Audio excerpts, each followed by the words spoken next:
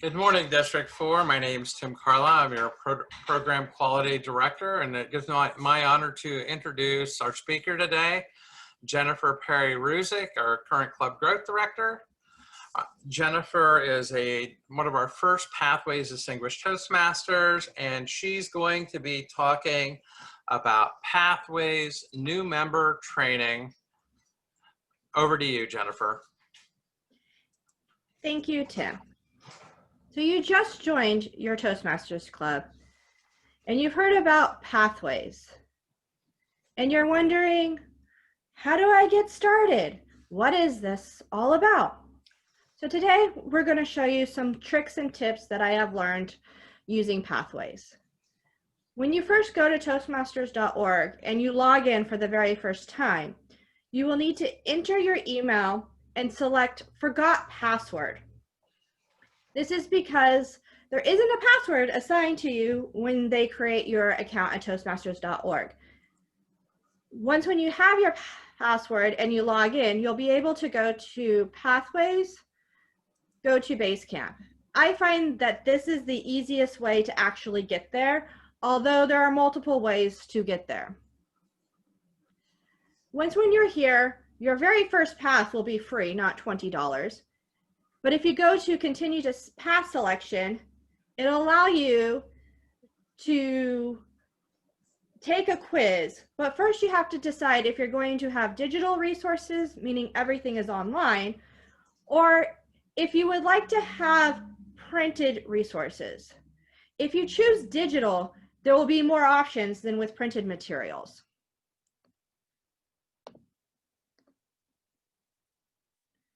And then you're allowed to take the assessment. The assessment is approximately 20 questions. They'll ask you different things about why you joined Toastmasters, what you want to work on. But you can also look at all the different paths by view path options. There's also information at the d4tm.org YouTube website, as well as d4tm.org with overviews on what each path has selected. So once you have selected your path, we'll go back to Basecamp Manager, and mine looks a little different than yours probably will, but we're going to actually choose the middle box this time, which is go to Basecamp. When you're in Basecamp, you'll see lots of options, including tutorials. The most important thing is this Paths and Learning education script. If you click on that, it will take you to where all of your paths that you are currently registered in.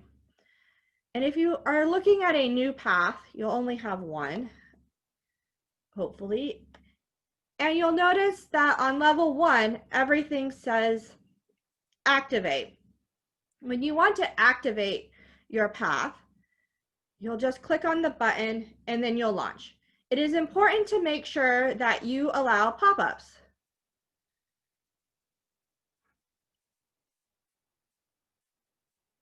This is because the educational material will show up in a second window.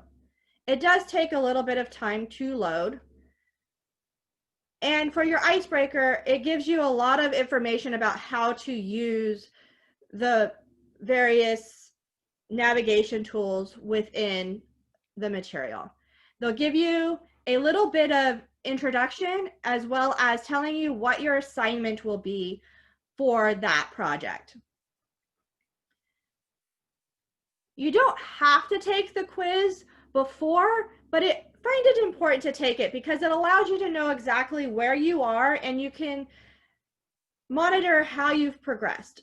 There are 5 questions and you just sort of pick where you are, 5 being an expert, 1 being beginning, for each of the questions that are asked.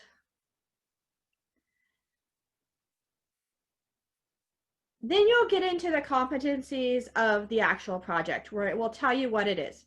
Because the Icebreaker is the first project, you'll learn how to use the video navigation. Some projects have videos that give you a little bit of information about the project from people who have completed it before. as well as little outlines for worksheets. I can show you how you can save it later. You can download it from here. And then it gives you some more information. It gives you ideas on how to become a better speaker and where you can practice,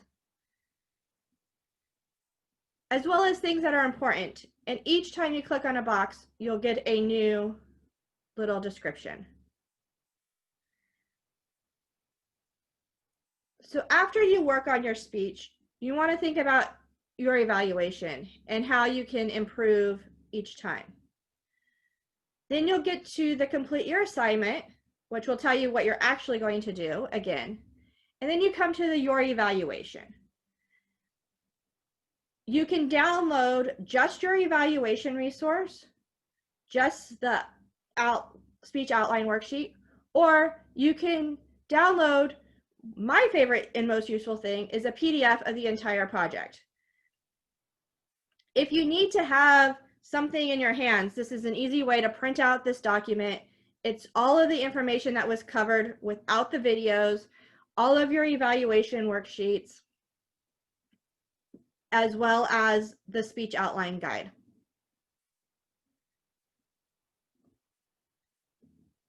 Now here's the important thing. When you are finished with your project, you need to finish the last 5 questions. And doing so will tell you that there's a little submit button, and you need to click that submit button before going on to the next slide. Congratulations, you completed your slide.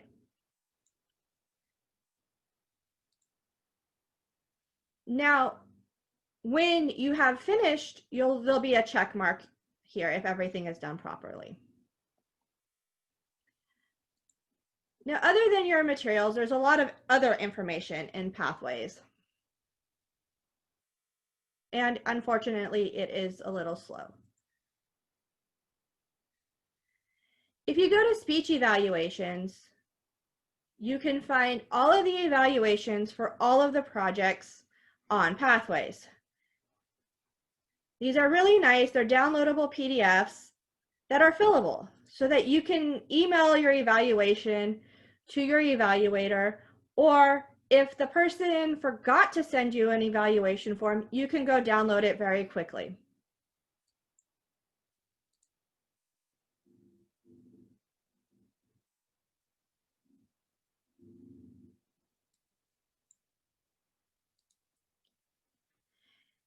There's also tutorials and resources. These are always being updated. We get to my feedback, which allows you to email members in your club asking how you did on a certain project. Now, here's the thing. You can't make it completely private where it's just you who gets to see it. You always have to choose at least base camp managers can see it. That's your club president, secretary, and vice president of education. Or you can make it so that everybody in your club can see the feedback that you got.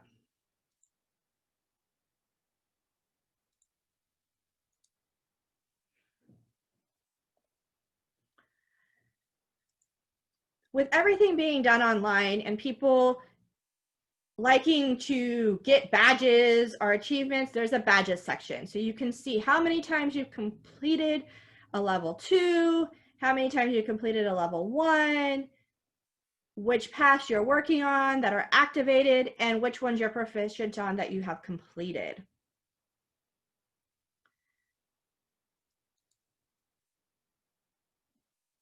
And then there's a My Documents. My Documents is where you can upload anything you want. For me, I upload all of my evaluations. I take a picture of it and upload it here. It's very easy to add a file. Just click Add File, and then you can drag and drop or add and find from your desktop that way.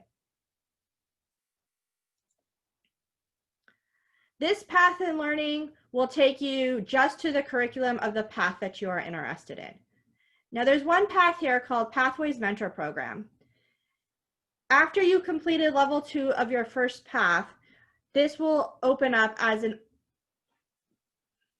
elective path. It doesn't cost any money, and it talks about mentoring. It's really good if you want to be a mentor. With that, I will take any questions. Thank you, Jennifer. So my first question, and these are based on questions we know are common, is which path should I choose? This is a question that's really unique to the individual. It depends upon where they are and what they want to focus on. Everyone joins Toastmasters for a different reason, and whatever that reason is for you, I would try going with a path that kind of fits those objectives. You can use the resources I have mentioned before from the District 4 YouTube channel or the d4tm.org, where there's lots of information about the paths, and select one for you. I know I've talked to someone who said that they wanted to join Toastmasters to be a better coach, so the coaching path is probably the best one for them. Thank you. Thank you, Jennifer.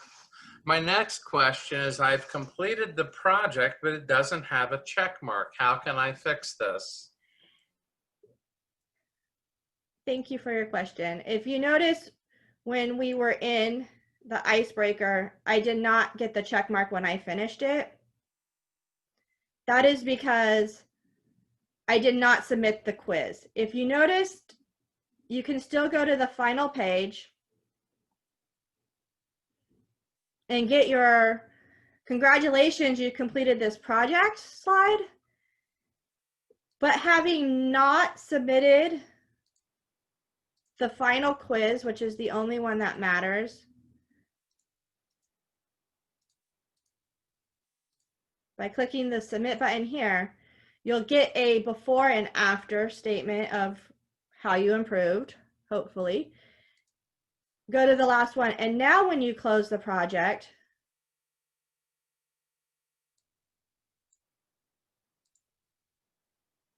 you should notice that the check mark appears next to Icebreaker. You'll also be given the opportunity to evaluate the project. Thank you. Thank you, Jennifer. When should I start my second path? This is really up to you on when you want to start your second path. One thing that happens as you progress through your path is the level 4 and level 5 projects are more time consuming, working on teams. They're more project based than actually just giving a speech and learning about speaking. I tell people if they're interested in starting a second path, that after you completed level 3 is usually a good time to look at this other paths to see which one you would like to do for your DTM requirement. Thank you, Jennifer. I know that in my own experience, I often do 2 at a time. That way I can kind of level up and it doesn't slow me down. But it's a little different for everyone, and I appreciate and value that answer. Do I have to pay for my second and subsequent pass? Yes, you have to pay for your second and subsequent pass. For online materials, it is $20. It is a little bit more for printed materials. I don't know the actual cost, but it's listed on the Toastmasters.org website. Thank you very much, Jennifer, and thank you for your time today helping us learn our Pathways projects. I'm going to ask you to stop sharing your screen if you would. Thank you. And I'm going to share our email addresses here. Jennifer, thanks so much for sharing your time with us today. This is Jennifer's and my email addresses. Feel free to reach out to us with any questions you may have. We also may put you in touch with Catherine Pratt, past district governor, distinguished Toastmaster, who is our Pathways chair. Thank you everyone for your time. Have a great rest of your day.